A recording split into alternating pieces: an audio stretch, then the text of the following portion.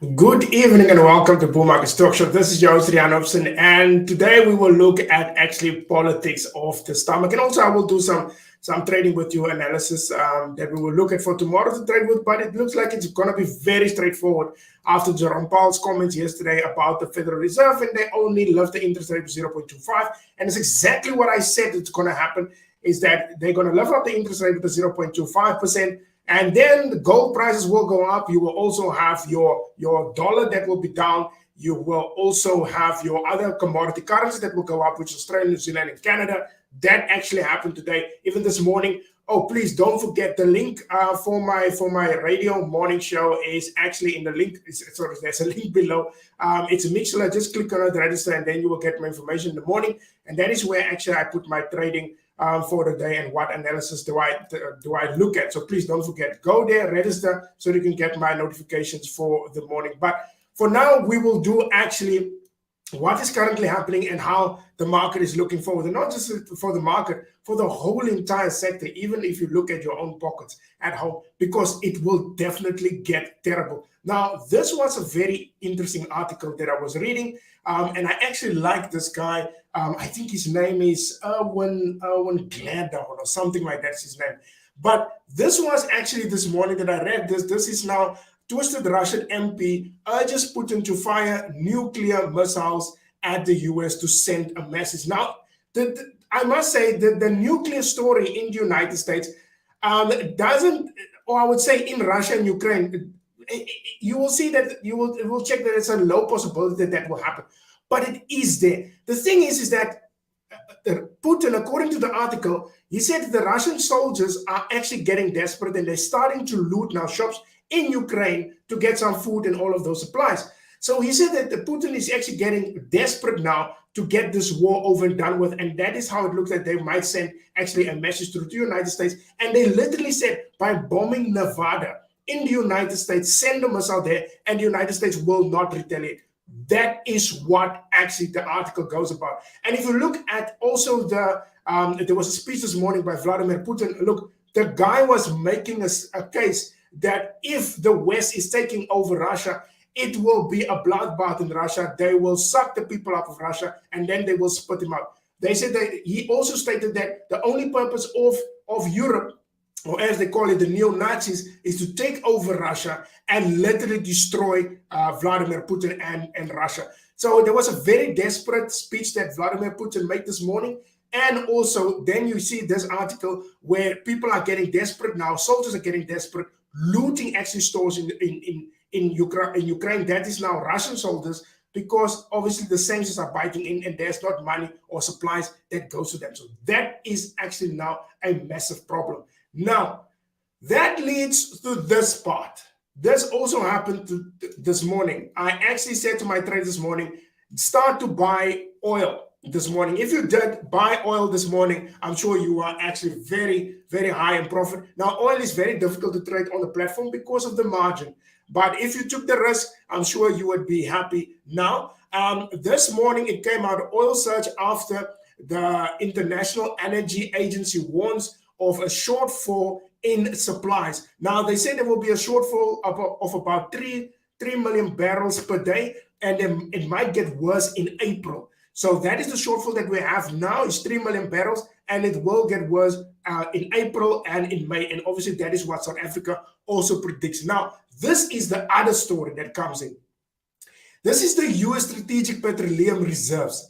And look at this. This is now the United States that are using their reserves try and to push down the oil price in the United States, but it doesn't work.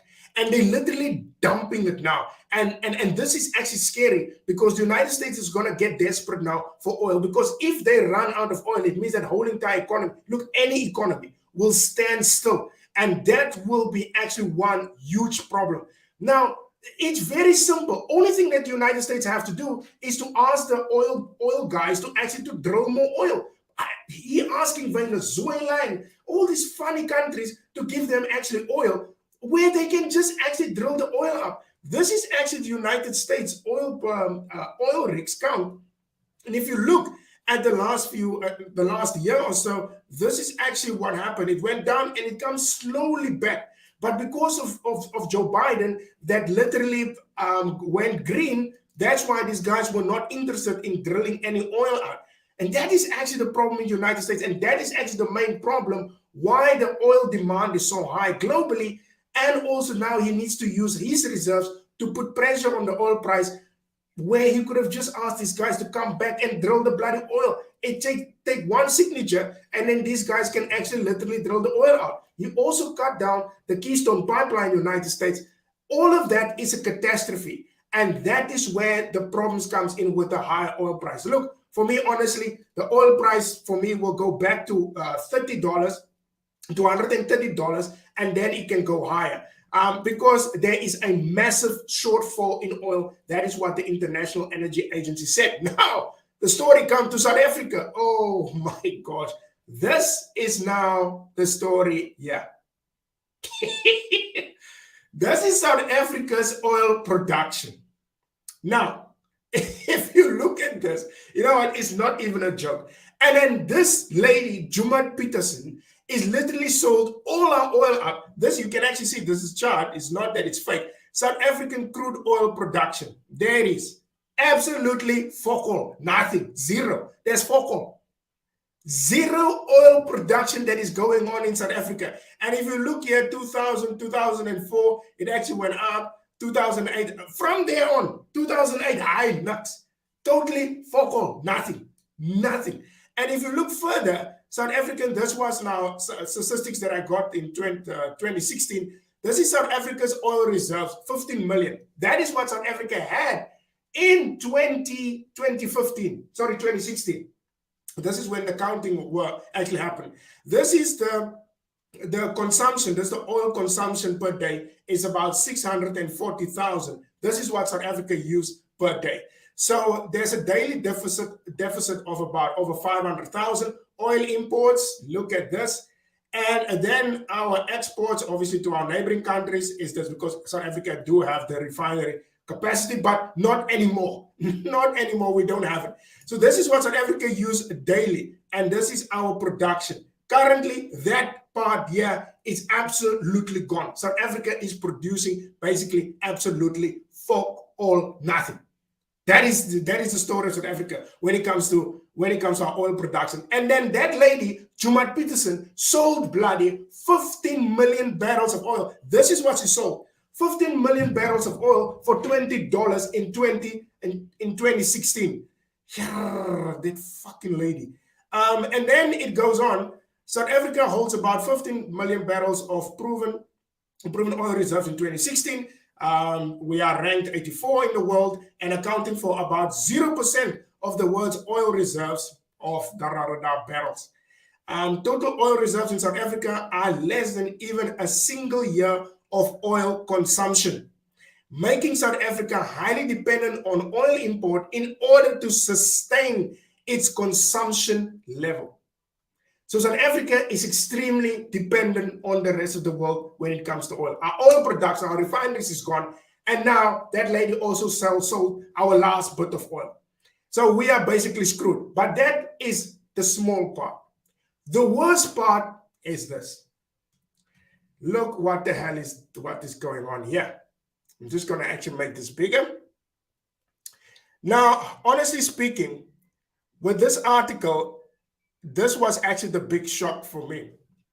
The two countries, they're referring here to Ukraine and Russia, are key players in certain major global industries like computer chips, sunflower oil, grains, petroleum, and wood. Together, they account for more than a quarter of the global wheat exports. So, which means a quarter, that's about 25% of the world's wheat exports. So you can guarantee yourself bread prices will go up. Ukraine produced somewhere around 70 to 90% of the world's neon gas, which is vital component of the Microsoft used to manufacture smartphone and computer screens.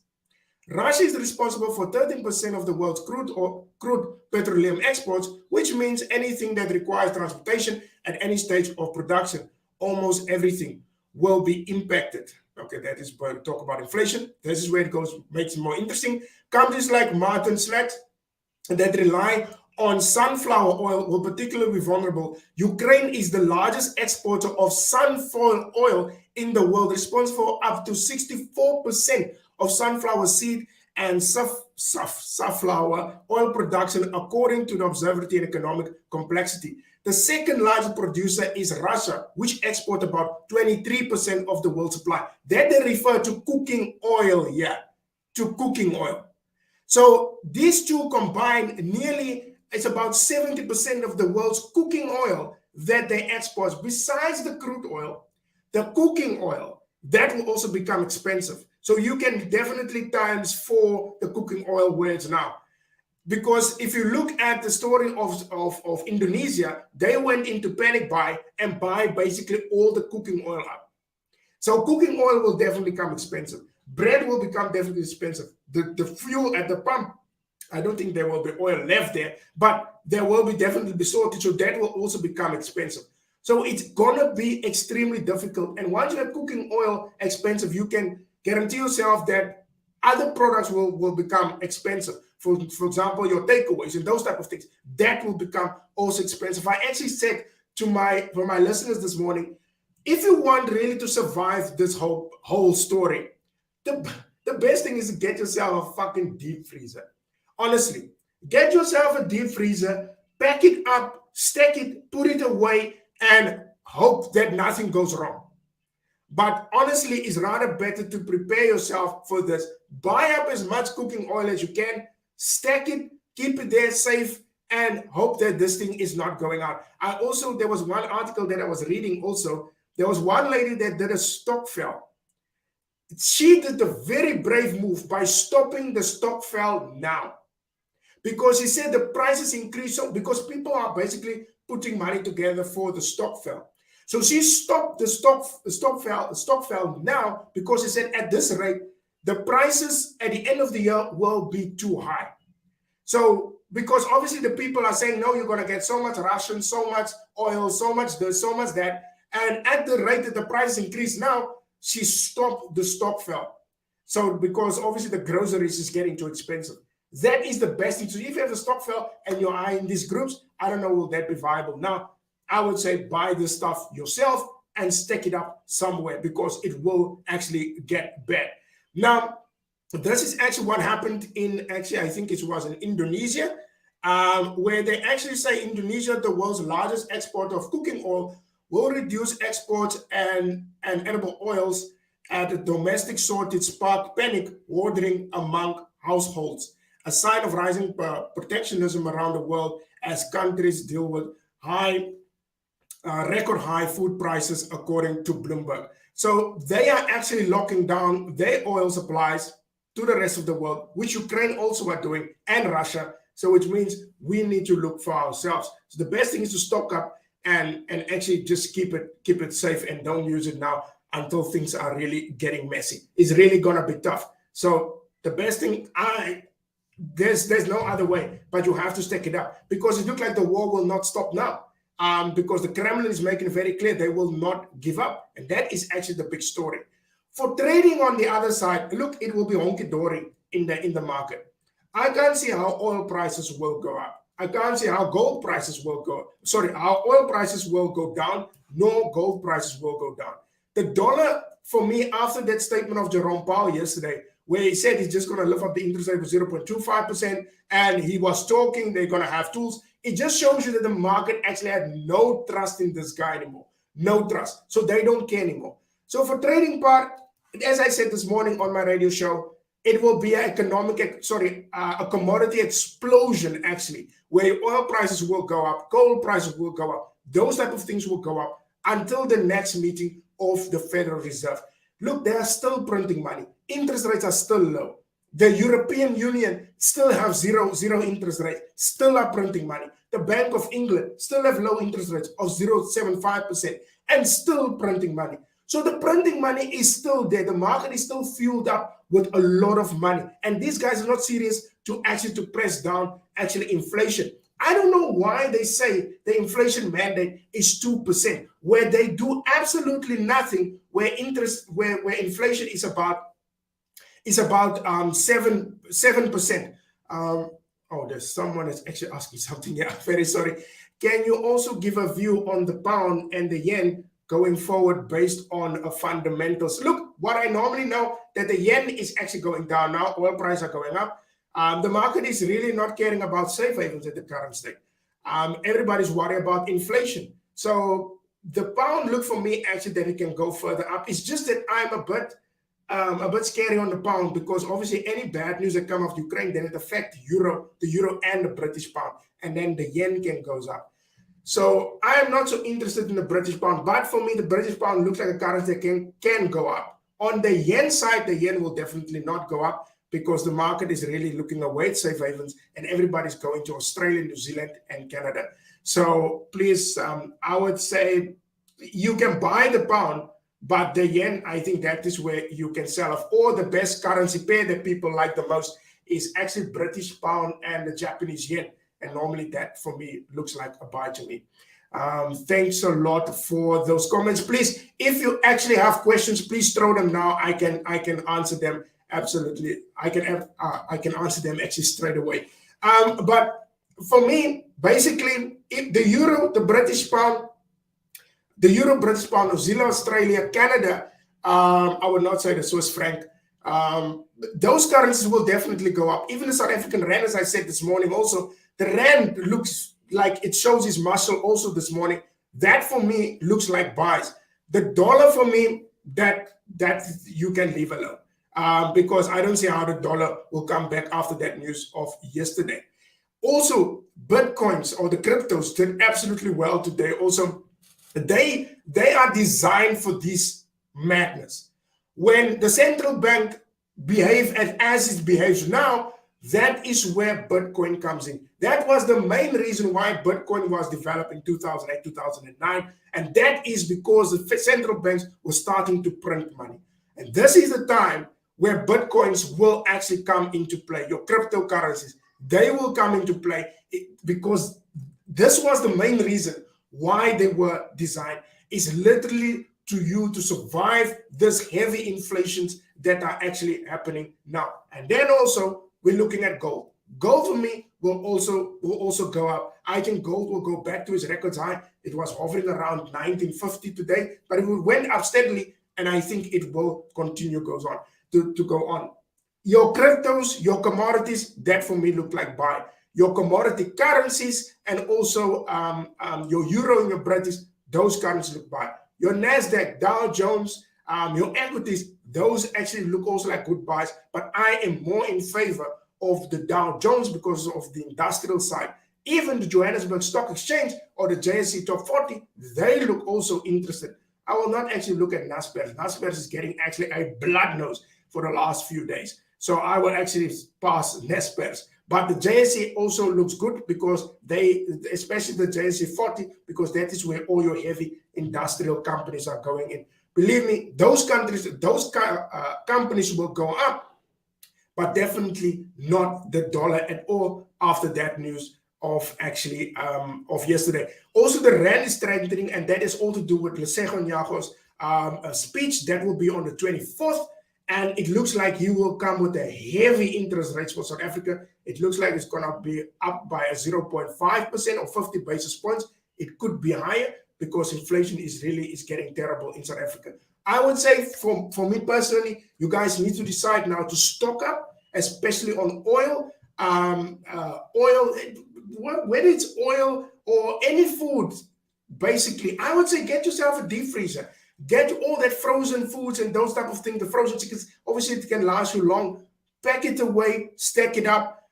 Just make sure you have something for load shedding so that at least you can get a few hours out of the deep freezer. But it's definitely time for you to stock up because the evidence is here. The cooking oil and all other essentials will actually go up quite drastically. So that is it from my side. I hope you guys enjoyed today's show. Please don't forget to subscribe to my YouTube page and also my morning shows in the morning at 10 o'clock. Bye-bye.